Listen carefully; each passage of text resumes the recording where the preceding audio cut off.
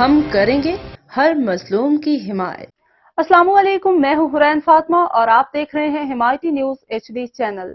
نظر ڈالتے ہیں آج کی اہم خبروں پر۔ ڈسٹرکٹ ملیر فہیم احمد ارائیں کی رپورٹ۔ تھانہ بن قاسم کی حدود سابو گوٹ میں قبضہ مافیا کی جانب سے پارک پر قبضہ جاری۔ بلدیاتی نمائندوں کی جانب سے علاقے میں کوئی ترقیاتی کام تو نہیں کروایا جا سکا، البتہ رہائشی علاقوں میں موجود پارک کی اراضی پر قبضوں کا سلسلہ شروع کر دیا گیا ہے۔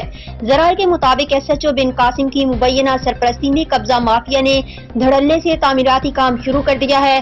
واضح رہے کہ سابو گبول گوٹ میں کئی سالوں سے مذکورہ پارک ویران پڑا ہوا تھا۔ اس حوالے سے وائس چیئرمین علی محمد گبول سے رابطہ کیا گیا تو ان کا کہنا تھا کہ پارک پر قبضہ کرنے والوں کے خلاف FIR درج کروا دی ہے، جبکہ مقامی رہائشیوں کا کہنا ہے کہ قبضہ مافیا کے خلاف کسی بھی قسم کی کوئی کارروائی عمل میں نہیں لائی گئی۔ SSP ملیر طارق الہی مستوی good up town chairman Tariq عزیز بلوچ کو معاملے کا نوٹس لینا چاہیے اور قبضہ مافیا کے خلاف کارروائی کرنی چاہیے۔